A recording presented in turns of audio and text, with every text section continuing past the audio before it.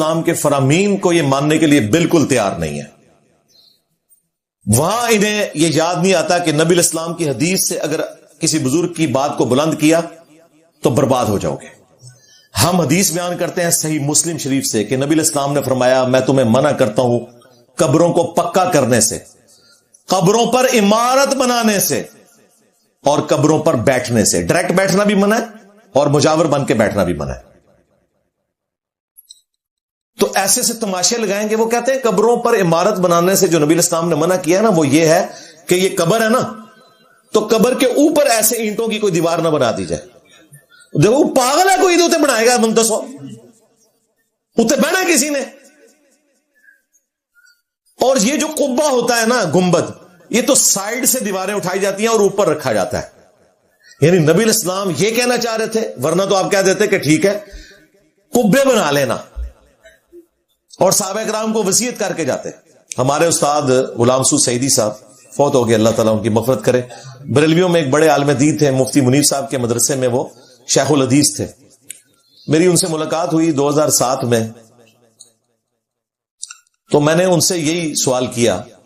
اس وقت میں نے ان کا فون نمبر لیا, پہلی ملاقات میں تو یہ بات نہیں ہو سکی, فون پہ پھر میں نے ان سے اس ٹاپک کو ڈسکس کیا. میں نے کہا جی آپ لوگ یہ جو اعلی اور فوق کا فرق کرنا شروع کر دیتے ہیں کہ قبر کے اوپر بلڈنگ بنانا جو ہے یہ حرام ہے, اور فوق ہو اپون ہو تو وہ حلال ہے, آن دا گریو جو ہے یہ حرام ہے, یہ آپ تفریق کیوں کرتے ہیں؟ وہ کہتے ہیں اس میں الفاظ ہیں کہ قبر پر. میں نے کہا وہ ظاہر محاورتاً ایک بات ہو رہی ہوتی ہے, اسی طریقے سے ہوگی. پر ہو یا اوپر ہو ایک ہی بات ہے. وہ اسی بلڈنگ کو ہی نبی الاسلام کنڈیم کر رہے تھے, پھر بھی وہ نہیں مان رہے تھے. تو میں نے پھر انہیں پکی دی. 2007 کی بات کر رہا ہوں. میں نے کہا آپ یہ کہنا چاہ رہے ہیں کہ ایک قبر ہو اور ایگزیکٹلی اس کے اوپر ہم بلڈنگ بنانا شروع کریں اور وہ قبر اونچی ہو جائے؟ کہتے ہیں ہاں یہ والی انجینئر صاحب. تو میں نے کہا جس طرح کے داتا دربار والی قبر ہے کہ وہ بیسمنٹ سے اٹھا کے اوپر تک لائے ہوئے ہیں, اسی طریقے سے باولاک ملتانی کی قبر وہ ایگزیکٹلی قبر کے اوپر ہی اتنے بڑے بڑے بنے ہوئے ہیں نا, تو یہ والی حرام ہے نا. نالی وہاں نکل گئی انہوں نے. اب وہ حرام تو پہلے کہہ بیٹھے تھے, وہ تو بےچارے گنبد بچا رہے تھے, میں سجی دس کے کھبی ماری. کہتے ہیں نہیں اس کو چھوڑ دیں. میں نے کہا آپ نے ابھی کہا ہے نا یہ حرام ہے, تو مجھے اندازہ ہو گیا یہ لوگ اس چیز سے باہر نہیں نکل سکتے. اللہ کے بندو, صحابہ کرام نے اگر اس چیز کو اس طریقے سے سمجھا ہوتا, نبی الاسلام کی وفات کے 60 سال کے بعد ہزاروں صحابہ زندہ ہیں, ہزاروں تابعین کی موجودگی میں. عبد الملک بن مروان جو بنو امیہ کا ایک بادشاہ تھا, اس نے قبۃ الصخرہ, وہ چٹان جہاں سے نبی الاسلام معراج پہ تشریف لے گئے یروشلم میں, اس کے اوپر ایک بڑا گولڈن ڈوم بنوایا جسے ڈوم آف دا راک کہتے ہیں, چٹان کا گنبد, قبۃ الصخرہ عربی میں. یہ نبی الاسلام کی وفات کے 60 سال بعد بنا ہے. کتنا بڑا گنبد ہے, گنبد خضرا سے بھی بہت بڑا ہے. کیا اس وقت اس قسم کا گنبد نبی الاسلام کی قبر اقدس میں نہیں بنایا جا سکتا تھا؟ یہ اس بات کا ثبوت ہے کہ ٹیکنالوجی موجود تھی. ٹیکنالوجی تو قبل از مسیح ہے. نبی الاسلام کی پیدائش سے بھی آلموسٹ 40 سال پہلے یہ آیا صوفیہ بنا ہے. وہ گنبد خضرا سے بھی کئی گنا بڑا گنبد ہے جو یہ ترکیے میں استنبول میں آیا صوفیہ جو میوزیم تھا جو اب کھول دیا گیا. یہ نبی الاسلام کی پیدائش سے بھی 40 سال پہلے کا بنا ہوا ہے. اس وقت رومن امپائر تھی جو کرسچن, ان کا وہ مین مرکز تھا قسطنطینیہ جو آج استنبول ہے. پھر قبۃ الصخرہ تو بنا نا, ڈوم آف دا راک. نبی الاسلام کی قبر اقدس پہ کیوں نہیں بنایا گیا؟ حضرت عمر کے دور میں آج کا اربوں ڈالر جزیہ رومن امپائر دیتی تھی مسلمانوں کو. سونے کا گنبد بنا کے حضرت عمر رکھ سکتے تھے قبر رسول کے اوپر, کیوں نہیں رکھا؟ سمپل. حجرہ عائشہ جو جامعہ ترمذی میں حدیث ہے کہ اللہ تعالیٰ اپنے نبی کو اسی جگہ پر موت دیتا ہے جو اس کے لیے محبوب جگہ ہوتی ہے. نبی الاسلام جس چرپائی پہ فوت ہوئے تھے اسی کے نیچے قبر کھودی گئی, اور وہ حجرہ عائشہ کی جو بلڈنگ ہے چھوٹی سی, وہ نبی الاسلام کی قبر کے اوپر نہیں بنائے گی, وہ پہلے سے موجود تھی. نبی الاسلام وہاں پہ دفن ہوئے, کوئی گنبد نہیں رکھا گیا اوپر, کوئی پروٹوکول نہیں دیا گیا. یہ جالیاں بھی سلطنت عثمانیہ کے دور میں بنائی گئی ہیں، پہلے یہ بھی نہیں تھا. صحابہ کرام سونے کا گنبد رکھ سکتے تھے، ٹیکنالوجی بھی تھی، کیوں نہیں کرتے تھے؟ انہیں یہ بات روکتی تھی کہ نبی علیہ السلام نے منع کیا ہے قبروں پہ گنبد بنانے سے. مسجدوں پہ گنبد بن سکتے ہیں، اس چٹان پہ بھی گنبد بن سکتا ہے یادگار کے طور پر، لیکن قبر کے اوپر گنبد بنانے سے نبی علیہ السلام نے روک دیا. پھر آپ سوچ رہے ہوں گے کہ یہ اتنی بڑی گستاخی کس نے کی؟ آج اہل حدیث کی بھی جرت نہیں اس گنبد کے بارے میں بولے، اس گنبد کے بارے میں ڈسکشن کیے بغیر مزارات کو آپ کنڈیم نہیں کر سکتے. انہوں نے پورا جو ایک شیطانی کام یہ مزارات کا اور قبروں سے مانگنے کا شروع کیا ہوا ہے نا، اس کی بنیاد گنبد خضرا بنائی ہوئی ہے. وہ کہتے ہیں اچھا جی مزار غلط ہے تو گنبد کیوں نہیں غلط؟ اور بھائی غلط ہے، کون اسے ٹھیک کہتا ہے؟ یہ بدعت ہے، ڈنکے کی چوٹ پہ بدعت ہے.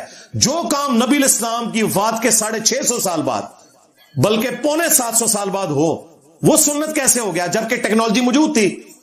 اگر ہم اس کام کو صحیح مانیں گے پھر باقی سارے صحابہ تابعین تبع تابعین ان سے بڑے عاشقان رسول بعد میں آ گئے.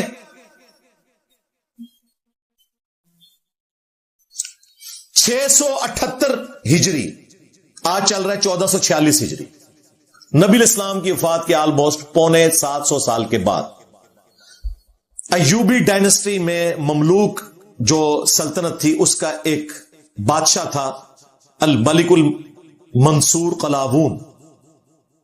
اس نے 678 ہجری میں یہ لکڑی کا گنبد بنا کے قبر رسول پہ رکھا.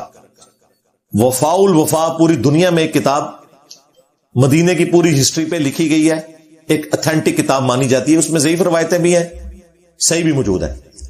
علامہ سمہودی کی 911 ہجری میں وہ فوت ہوئے. اردو ترجمہ اس کا ہو چکا ہے، میں لگا دوں گا. جب یہ گنبد رکھا گیا نا، اس زمانے میں لوگوں نے اس کی مخالفت کی تھی، حتیٰ کہ جس کے مشورے پہ یہ گنبد رکھا گیا کچھ عرصے بعد وہ اپنی پوسٹ سے فارغ ہو گیا. تو لوگوں نے کہا اسے سزا ملی ہے جو اس نے بادشاہ کو غلط مشورہ دیا تھا. آج دیکھیں وہ گنبد انہوں نے دین کا حصہ بنا دیا ہے. جب رکھا گیا تھا اس وقت لوگ اس کو بدعت سمجھتے تھے، حکمرانوں کے ڈر کی وجہ سے بول نہیں سکے. جس طرح لال مسجد میں اتنا ظلم ہوا، ان کے اپنے فرقے کے لوگ نہیں کھڑے ہو سکے. کر دیا انہوں نے، لکڑی کا گنبد رکھا اور مختلف سالوں میں اس کے مختلف رنگ رہے. کبھی نیلا رنگ ہو جاتا تھا، کبھی سفید ہو جاتا تھا. سبز رنگ ہوئے 200 سال بھی نہیں ہوئے. آپ جا کے گوگل پہ جا کے پوری ہسٹری دیکھ لیں. 1837 میں، ابھی 2037 نہیں آیا، 1837 میں سلطنت عثمانیہ نے اس کا کلر کر دیا گرین. اور اس میں کئی دفعہ یہ گنبد آسمانی بجلی سے ڈیمیج بھی ہوا ہے، پھر اسے مرمت بھی کیا گیا. اس کے اوپر ایک ہلکی سی ٹپ نظر آتی ہے آپ کو. لوگ کہتے ہیں نہیں گنبد کے اوپر سے کوئی پرندہ نہیں گزرتا. اس ٹپ کے اوپر میں نے ایک دفعہ نہیں درجنوں دفعہ کبوتر بیٹھے ہوئے دیکھے ہیں. کبوتر گنبد کے اوپر بیٹھیں کرتے ہیں، وہ صفائی ہوتی ہے. سال میں 2 دفعہ گنبد کو رنگ کیا جاتا ہے کیونکہ سبز رنگ جو ہے یہ دھوپ میں جلدی اڑتا ہے، سبز اور سرخ رنگ. ادروائز یہ رنگ بھی مینٹین نہ رہے. باقاعدہ اس کا پورا ایک مینٹیننس کا ایک ادارہ علیحدہ سے بنا ہوا ہے، تب وہ مینٹین ہوا ہے. یہاں جی وہ جی کعبے میں پیچھے سے جی گھولاں دے گھول آندے نے کبوتراں دے انج کر کے لنگ جاندے نے. غلاف کعبہ کے اوپر بیٹھیں ہوتی ہیں کبوتروں کی. بھئی کبوتروں کے اوپر شریعت تو نہیں ہے کوئی، ان بیچاروں کو تو نہیں پتا. دنیا بقدر ایفٹ ہے. کہانیاں دیو ملائی کس سے کہانیاں بنائی ہوئی ہیں جی. زمزم کا ایک قطرہ ڈال دیں تو سارا پانی زمزم بن جاتا ہے. سعودی حکومت نے باقاعدہ فرم ہائر کی ہے کہ زمزم پی کے لوگ بیمار ہو رہے تھے، بعد میں پتا چلا اس میں گٹر کا پانی مکس ہو گیا. آپ کے تحت تو وہ گٹر کا پانی زمزم بن جانا چاہیے تھا. لو سامو جاپان کے ایک ڈاکٹر، جاپان نو پتہ ہی نہیں، جی نیل آرمسٹرانگ جب چاند پہ گیا تو اس نے اذان کی آواز سنی. علامہ وحید الدین خان صاحب رحمہ اللہ فوت ہو گئے. انہوں نے باقاعدہ نیل آرمسٹرانگ کو خط لکھا کہ تم نے کوئی اذان کی آواز سنی ہے. اس نے اپنی ہینڈ ریٹن پورا وہ خط بھیجا. وہ خط ابھی بھی موجود ہے، انہوں نے اپنی کتاب میں لگایا جس میں اس کے سائن ہوئے ہیں کہ بھئی میں نے کوئی اذان کی آواز نہیں سنی. شیعہ نے تو اس میں مزید ایڈ کر دیا، انہوں نے کہا علی ولی اللہ بھی سنیا ہے، اور انہیں اللہ اکبر نہیں سنیا ہے تو علی ولی اللہ کی تو سن لیا. سب کہانیاں. وہ فوراً کلمہ پڑھ کے مسلمان ہو گیا. تسی نہ کلمہ پڑھ کے اللہ دے بندے مسلمان ہونا, تسی نہ کلمہ پڑھ کے قرآن و حدیث پڑھنا, تسی نہ کلمہ پڑھ کے نبی الاسلام کے فرامین پہ عمل کرنا, اور تم لوگ کلمہ پڑھ کے اہل البیت علیہ السلام کی تعلیمات پہ عمل نہ کرنا. سنی ہو, شیعہ ہو, وہابی ہو, ساروں کو میں کہہ رہا ہوں, کہانیاں سنیں. تو وہ گنبد خضرا رکھا, اس وقت مخالفت ہوئی, بس حکمران کر گزرے. حکمرانوں کو کوئی پوچھ سکتا ہے؟ 1837 میں اس کا سبز کلر ہوا, اور یہ پھر پیرلل میں سلطنت عثمانیہ کے ہاتھ حکومت آ گئی. انہوں نے اور بدعتیں اس میں ایڈ کرنا شروع کی. 1517 سے 1917 تک 400 سال تک سلطنت عثمانیہ کی حکومت رہی ہے. انہوں نے پھر اپنے بھی بدعات بیچ میں داخل کی. سب سے پہلے تو کعبے میں 4 مصلے انہوں نے ڈالے, امت کی جمعیت کو توڑا. حنفی, شافعی, مالکی, حنبلی, ان بزرگوں کے نام کے اوپر بزرگوں کا قصور نہیں ہے. ایک دوسرے کے پیچھے نمازیں نہیں پڑھتے تھے. ویسے کہتے ہیں چاروں امام حق پہ ہیں. پاکستان بننے سے پہلے جو کتابیں ہیں نا حاج عمرے کی, ایون بار شریعت جو اعلیٰ حضرت کے خلیفہ نے لکھی ہے, انہوں نے اس میں نقشہ بنایا ہوا ہے کہ یہ حنفی مصلی ادھر ہے, ادھر ادھر نہ نکل جانا, کدھر رفع دائیں نہ شروع کر دینا. یہ اللہ بھلا کرے سعودی حکومت کا, انہوں نے 4 مصلے اٹھائے, اور جو انہوں نے مزار وہاں پہ بنوائے ہوئے تھے, اتنے بڑے بڑے کبے بنے ہوئے تھے بقیہ غرقت قبرستان میں, اس کی بلیک اینڈ وائٹ تصویریں ابھی بھی موجود ہیں, بڑے بڑے کبے, وہ سارے انہوں نے ڈیمالش کر دیے. یہاں کہتے ہیں کہ مزارات شہید ہوئے. اللہ کے بندو, جو کام ہی حرام ہے وہ شہید کیسے ہو سکتا ہے؟ حلال کام ہوا ہوتا تو ہم کہتے شہید ہوا ہے. مزار بنانا ہی حرام ہے. نبی الاسلام جب کہہ رہے ہیں قبروں پہ عمارت مت بناؤ, اس پہ مت بیٹھو, ان کو پکا مت کرو, کہتے ہیں نہیں مزارات شہید کر دیے.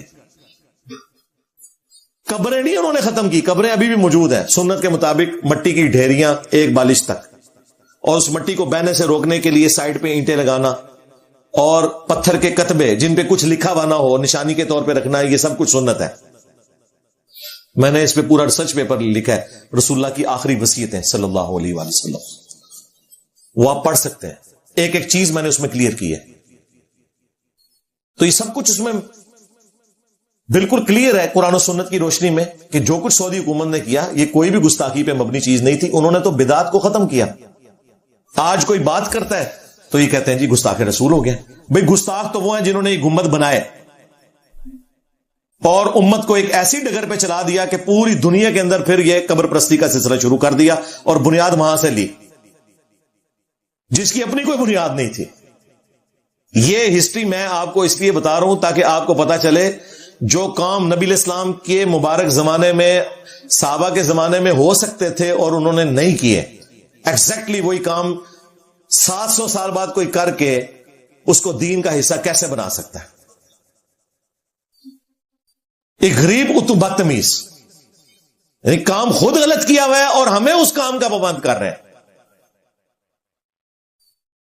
صحابہ کرام یہ سونے کا گنبد بھی رکھ سکتے تھے, لیکن انہیں ڈر تھا اپنی قبر کا, آخرت کا, کہ نبی الاسلام نے قیامت والے دن پوچھ لیا تو ہم کیا جواب دیں گے.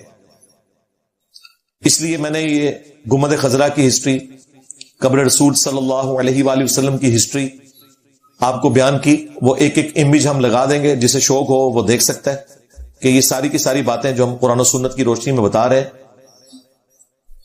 یہ بالکل واضح ہے. صحیح مسلم میں حدیث ہے, نبی الاسلام نے اپنی وفات سے 5 دن پہلے جندب رضی اللہ تعالیٰ عنہ کہتے ہیں یہ وصیت کی کہ دیکھنا خبردار تم میں سے اگلے لوگوں میں اگر کوئی نیک آدمی یا وقت کا پیغمبر فوت ہو جاتا تھا اس کی قبر پہ لوگ سجدے شروع کر دیتے تھے, میں تمہیں اس کام سے منع کرتا ہوں. مسند احمد میں حدیث ہے اللہم لا تجعل قبری وثنا یعبد, اے اللہ میری قبر کو وہ بت نہ بننے دینا کہ لوگ اس کی عبادت شروع کر دیں. نبی الاسلام نے اپنی قبر مبارک کو بت کہہ دیا. وہ قبر جو ہمیں اپنے ماں باپ اولاد سب لوگوں سے بڑھ کر عزیز ہے, اس پلانٹ ارتھ پہ اس سے زیادہ بابرکت جگہ کوئی نہیں ہے, لیکن اگر اس کی بھی عبادت ہوگی تو نبی الاسلام نے اپنی قبر کو کہہ دیا کہ بت تو تواڈے بابیاں دی قبراں تے شے ہی کوئی نہیں, اتنے تو ویسے ہی کتے پھر رہے جی آج کل. ہاں مجاور ہٹاؤ تو پھر کتے آ جان کے جے. وہ ویڈیو دیکھی ہمارے اسٹوڈنٹ نے چڑھا دی ہے. اچھا اس ویڈیو کا یہ فائدہ ہوا ہے کہ اب اس بازار کی صفائی کر کے انہوں نے بالکل فٹ کر دیا. اس نے کتے دکھا بھی دیے کہ دیکھو جو انجینئر صاحب نے بات کی تھی کہ آج یہاں سے آپ مجاوروں کو ہٹائیں چندے بند کریں, یہاں پہ آپ کو کتے پھرتے نظر آئیں گے, صفائی کے لیے بھی بندہ نہیں ملے گا. وہ چندے آپ سے لے کے کچھ آپ کے اوپر لگاتے ہیں اور پھر کہتے ہیں نہیں بابا 1000 سال سے پال رہا ہے, اور بابا یہ پال رہا ہے کہ 70-80 روپے آپ کو ٹوکن خریدنا پڑتا ہے جوتی کی حفاظت کے لیے, ورنہ آپ کو واپسی پہ داتا دربار سے جوتی سلامت نہ ملے. اور آپ کو یہ کہانیاں کراتے تھے کہ وہاں سے اگر کوئی چیز چوری ہو جائے تو وہ چور اندھا ہو جاتا ہے. اونٹ کیوں نہیں اندھے ہوتے, ریٹائر ہو گئے نا بابا جی. پہلے تو بابا جی آ کے راوی کے پل کے اوپر بم ڈائیو لگا کے پکڑتے تھے, اور 2009-10 میں جب وہ ہاتھ میں کیچ کروا کے گیا تو پاکستانی ٹیم کی طرح ڈراپ ہو گیا اور 55 لوگ شہید ہو گئے داتا دربار پہ. تو یہ سب کہانی ہے. وہ چندے آپ سے لیتے ہیں, کچھ اپنے اوپر لگاتے ہیں, کچھ آپ کے اوپر, آپ کہتے ہیں بابا پال رہا ہے. اللہ کے فضل سے ہماری اکیڈمی میں 400, 500, 600 لوگ آتے ہیں. سب کو جوتیوں کا ٹوکن ملتا ہے, 1 روپیہ چارج نہیں ہوتا. ناشتہ دیتے ہیں, 1 روپیہ چارج نہیں ہوتا. نہ کوئی چندہ بک یہاں بنائی ہوئی ہے, سب فری ہے. گاڑیوں پہ ٹوکن ہوتا ہے, 1 روپیہ چارج نہیں ہوتا. ہوں سے سو بڑا داتا کیڑا ہے, میرا نبی سا ہے ہی کوئی نہیں, تیرے بابے تھے شاہ ہی کوئی نہیں.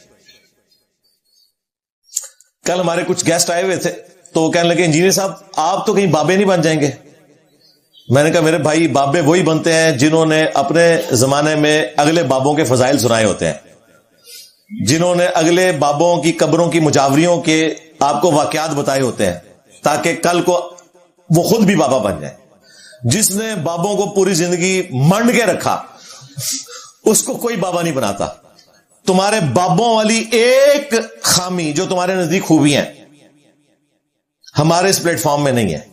بابا جو بنتا ہے نا, ان کی چندہ بک ہوتی ہے, ان کی الگ سے مسجدیں ہوتی ہیں, ان کے مدارس ہوتے ہیں, اور وہ کہتے ہیں کہ ہمارے پیچھے نماز ہوگی باقیوں کے پیچھے نہیں ہوگی.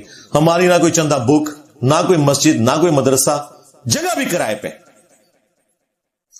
تو بابا بننے کے لیے جتنی گندگیاں چاہیے ہوتی ہیں اللہ کے فضل سے وہ ہمارے ہاں نہیں پائی جاتی, جو آپ کے نزدیک خوبیاں ہیں.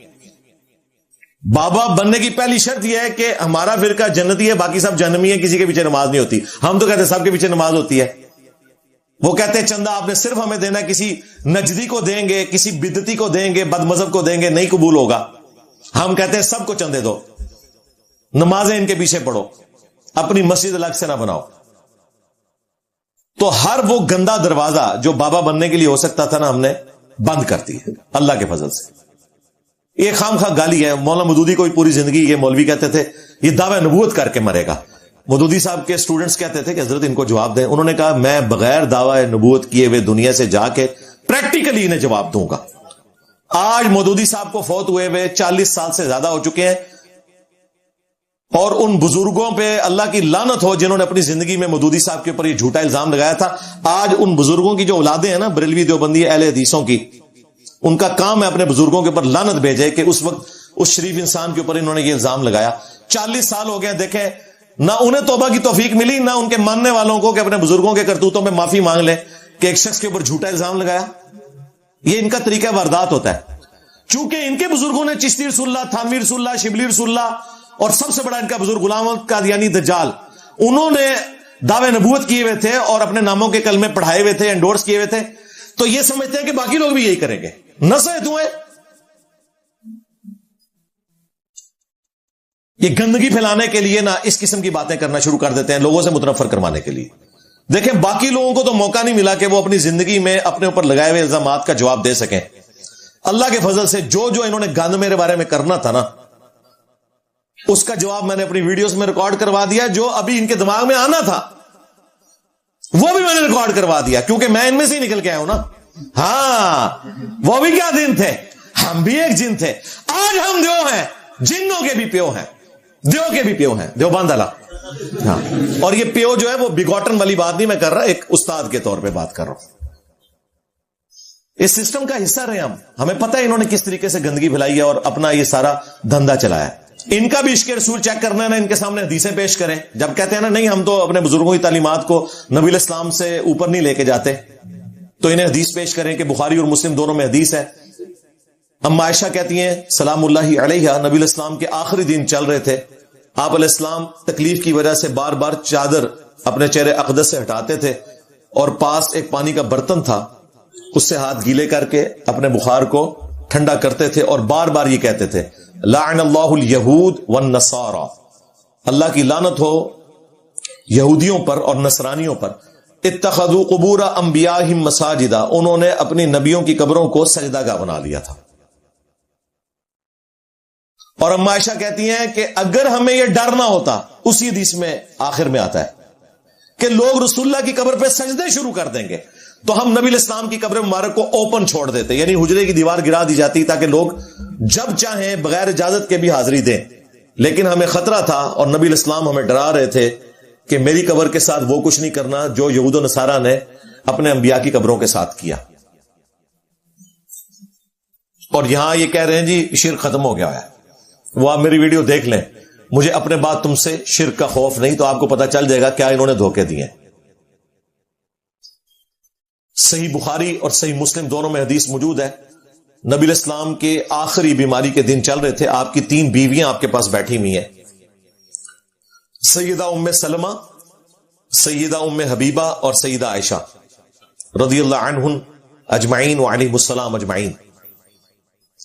تو ام سلمہ اور ام حبیبہ یہ چونکہ سینئر تھیں اور انہوں نے ہجرت مدینہ سے بھی پہلے جو ہجرت ہوئی تھی حبشہ والی وہ بھی کی ہوئی ہے اپنے ایکس ہسبینڈز کے ساتھ، تو وہ آپس میں بات کرتے ہوئے کہہ رہی تھی جب ہم حبشہ گئے تھے ہم نے ماریہ نام کا ایک گرجا دیکھا تھا جہاں پہ کچھ تصویریں لٹکی ہوئی تھی اور قبریں تھیں۔ نبی الاسلام بیماری کے عالم میں متوجہ ہوئے، آپ نے فرمایا یہی تو ان میں خرابی تھی، جب ان کا کوئی نیک آدمی فوت ہو جاتا تھا اس کی قبر پہ تصویریں لٹکا دیتے تھے اور پھر وہاں سجدے شروع کر دیتے تھے۔ قیامت کے دن یہ لوگ بدترین مخلوق بنا کے اٹھائے جائیں گے۔ نبی الاسلام کو آخری وقت میں اپنی امت کے حوالے سے جو فکر ہے وہ یہ تھی، اور یہ نہ سمجھیے گا کہ یہ اسی امت کا مسئلہ تھا، بخاری و مسلم دونوں میں حدیث موجود ہے۔ نبی الاسلام فرماتے ہیں تم بھی اگلے لوگوں کے پیچھے چل پڑو گے قدم با قدم، بالشت بر بالشت، حتیٰ کہ ان میں سے کوئی گوہ کے سراغ میں داخل ہوا میری امت بھی وہی کام کرے گی۔ صحابہ کرام نے کہا یہ اگلے لوگوں سے مراد کیا یہود و نصارہ ہے؟ آپ نے فرمایا وہ نہیں تو اور کون لوگ مراد ہے؟ یعنی نبی الاسلام نے کہا کہ جو یہود و نصارہ کی خرابیاں تھیں من و عن اسی طریقے سے اس امت میں ٹرانسفر ہوں گی، اور ہمیں نظر آ رہا ہے قبروں کے ساتھ جو کچھ یہ کر رہے ہیں۔ نبی الاسلام کو پہلے ہی پتا تھا۔ اب یہ حدیثیں ان کے گلے کا ایک سمجھ لیں کانٹا ہے یا پھندا ہے، یہ حدیثیں بیان کرے کہتے ہیں نہیں یہ نبی الاسلام نے یہود و نصارہ کے فیشن کی بات کی ہے، عقیدوں کی بات نہیں کی۔ ہم کہتے ہیں نا، اس حدیث کا شان ارشاد بھی موجود ہے، جس طرح قرآن کا شان نزول ہوتا ہے، وہ جامعہ ترمذی میں ہے۔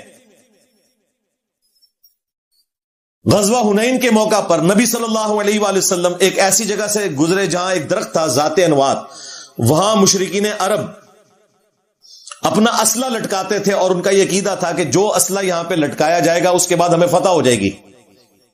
اللہ کے محبوب صلی اللہ علیہ وآلہ وسلم سے صحابہ کرام نے عرض کیا یا رسول اللہ آپ ہمارے لیے بھی کوئی درخت مقرر کر دیں جس سے ہم برکت حاصل کریں۔ اللہ اکبر۔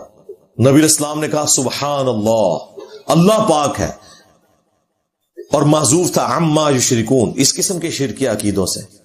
آپ نے فرمایا تم نے تو آج وہی بات کر دی جو موسیٰ علیہ السلام کے ماننے والوں نے کی تھی، کہ جب موسیٰ علیہ السلام اپنی امت کو لے کر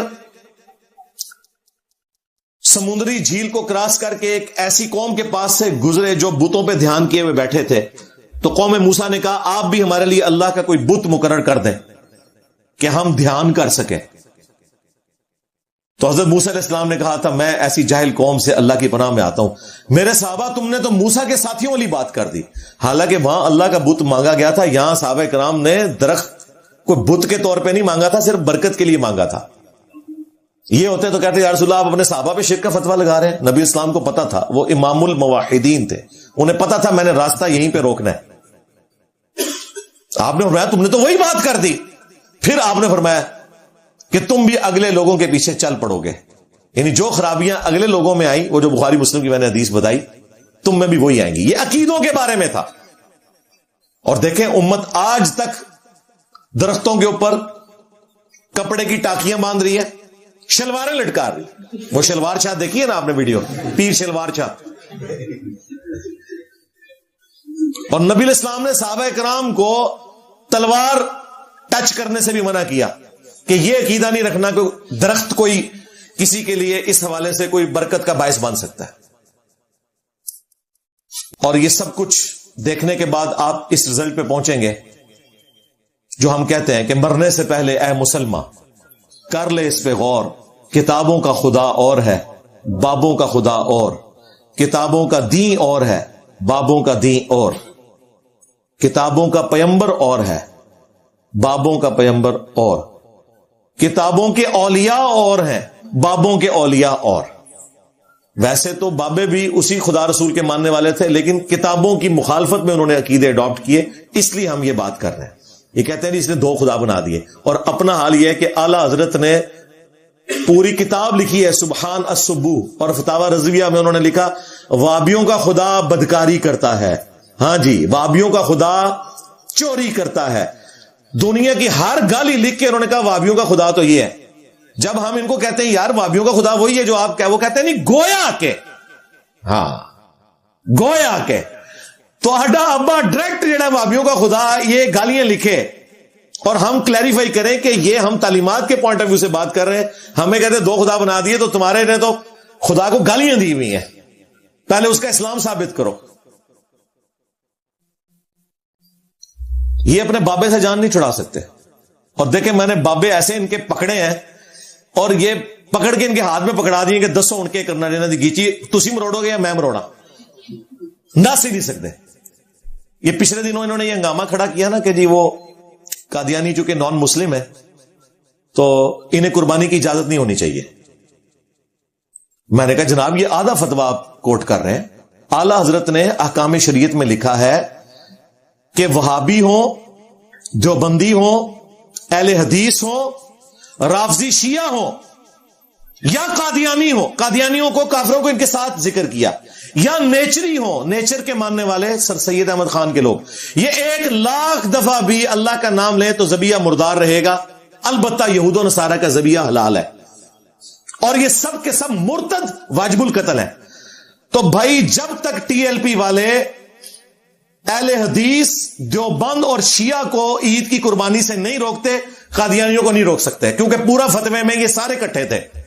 کتنی دو نمبری ہے. اب چونکہ وہ بن گئے طاقت میں آ گئے ہیں دیوبندی، یہ ان کو روک نہیں سکتے، تو قادیانیوں کو سنگل آؤٹ کیا ہوا ہے. اعلی حضرت کا فتویٰ یہ تھا کہ نہ قادیانیوں کی قربانی ہوگی بلکہ یہ مرتد ہے، واجب القتل ہے، بلکہ اہل حدیث بھی، دیوبندی بھی اور شیعہ بھی، یہ بھی ان کا بھی ذبیحہ مردار ہے. ہوں منو دسو میں جڑا کہنا کہ ختم نبوت پہ کام نہیں کر رہے، یہ صرف اینٹی قادیانی کام کر رہے ہیں. ختم نبوت پہ کام یہ ہے کہ اعلی حضرت نے فرمایا تھا کہ دیوبندیوں اور اہل حدیثوں اور شیعہ کو بھی قربانی نہیں کرنے دینی.